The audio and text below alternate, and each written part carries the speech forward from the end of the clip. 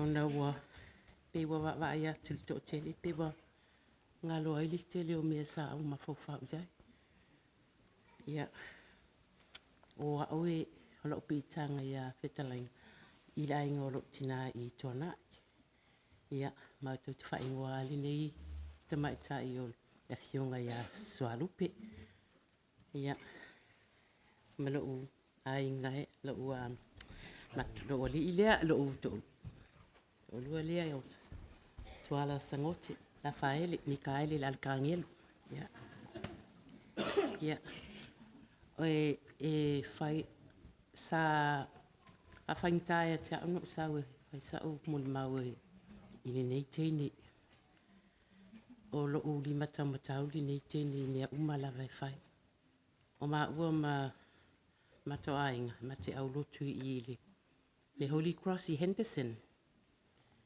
ia ai pe ia la stene lia ona o mato au lotu e to la haiti la a o lai tai mi fai ai mato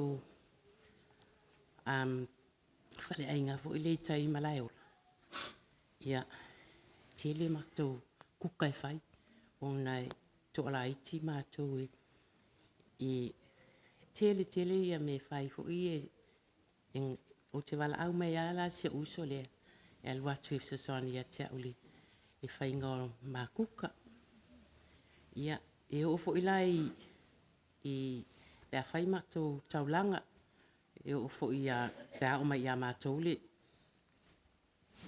fai ngā taulanga ia o au te fai ngā luenga tau le se taimi fo ile ia o te wala au mai ala i le i se uso lea e su ia tu ia ni maula ia pe o mea ne e langona ai le misi o se uso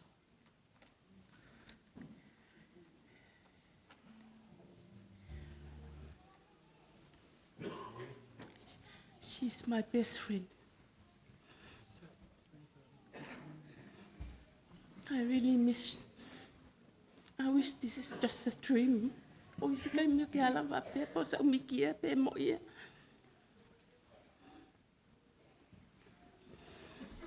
I miss you. You forever in my heart. I love you. Marco, lo fionga pa ke le Mikaele. Ai amo le bango, ko pa wa le ma le sile la so mai. E ala ngo kula e kulunga fo e kan fa singa mo langa. Fenka, e pe ya Molimau. E au ka wa kule so kanga pol mako ainga. Ia malkinga ya swalupe. A mako so kanga ma Fetalaiga. Sa ise kai mi wole banga mai la lo wanga dui. Ai ke ua luas fun mo leo kausanga ke ua malanga mai o kilangi manga ko ingai. So mai ngai o kilangi malaka laka ole ko ke re ai ngai. Ya wa fa le la ve fai. Nga lainga ma ko mai. Ai ma fe lo ai malo lo usele ya mong ki video. Ai ke ila wa ka umai le uso. Ya ke au. Ola wa fai lang king. Ba o ke makua ya. O ka so o ili o se ma. O la nga kengi wa se ya o. Ya. Yo ken ko ngai. Ya. Pa ya li fa pe. Alul mafkanga ike yangi wo. Wa fai le fai ponga be o ma fa ka ngu. Au ke nei lo e ka sengi mai kai le. Ia mal mai kai la. Ya. O mai ke au be pon. Ya ma wo foi makasing. Ala la wo. O le ka ko la e fai ku so le wo. Ko ru ma wo ko ru a. Mai lai ngai kas. Ya. O fa ko ya le ele sembe a fai at fi ngalo le kua. Ye ka ko wo ya fa pe.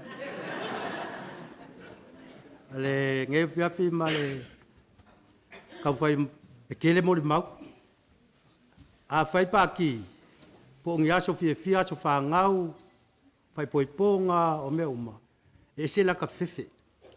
Ka ke fefe kele lo makua ngai lau fionga pa kele. Awai, kai loa ka ke mange e ai lunga le kai nga maua ka ngumela. Ko nga fia la nga e le mfainga fa ngaloinga ai le fionga ya so alupe. E foi e maua e Molimau o le mea le ka se ka ngaka kau safia. Se ka ngaka kau kua, se ka ngaka alofa. E le fua kasi foi i se ainga po la ainga kama, po la ainga ki ngā po ai lava. Ya, la foi maua e Molimau le kale si nga lue malos. Ya, maua foi ma ke kale si e feilo a i lava e kele o hausi. I ngā ngale yo o le aso la ko hausi e laku a i e kala inga i kai le hausi. Ya, o le singa Molimau pupu unga nge fiafi. E kala inga, ya, au ke pole. Ngā walu o uma. Ya, le ke ngofo nge e va ai uma ka maiki ma. Ya, ma va ai Scott. Ya. Ala mea ya alofa ngia le kua kakalo mai mo mako ma le whangau. Ya ai mai se ia kako ai ngā koa. Ia ngai whalakai pa pēr fōle. Sio ai ngai kua gai. Ia bangui al kako a piafi.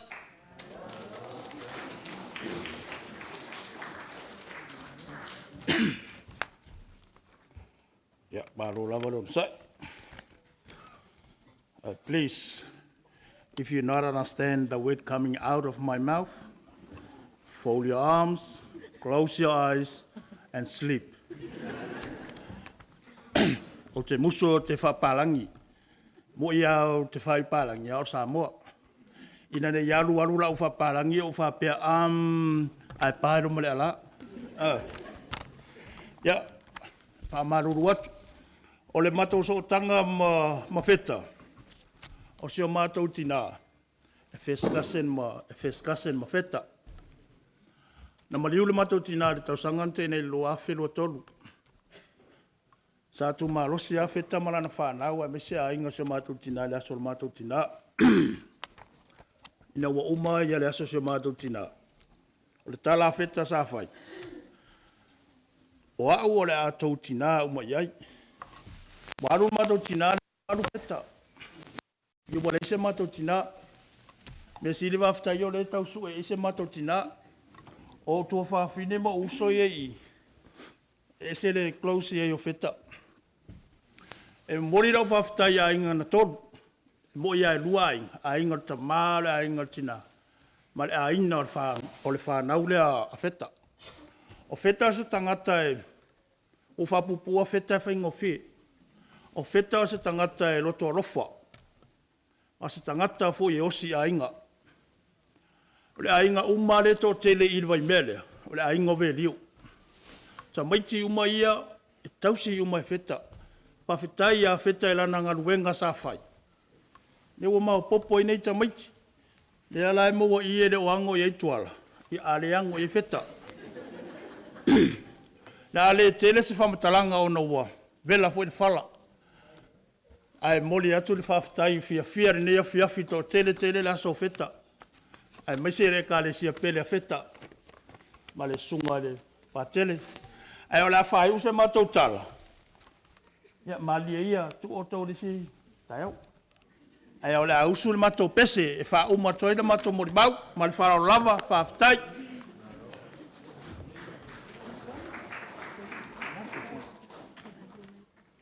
Ia ko.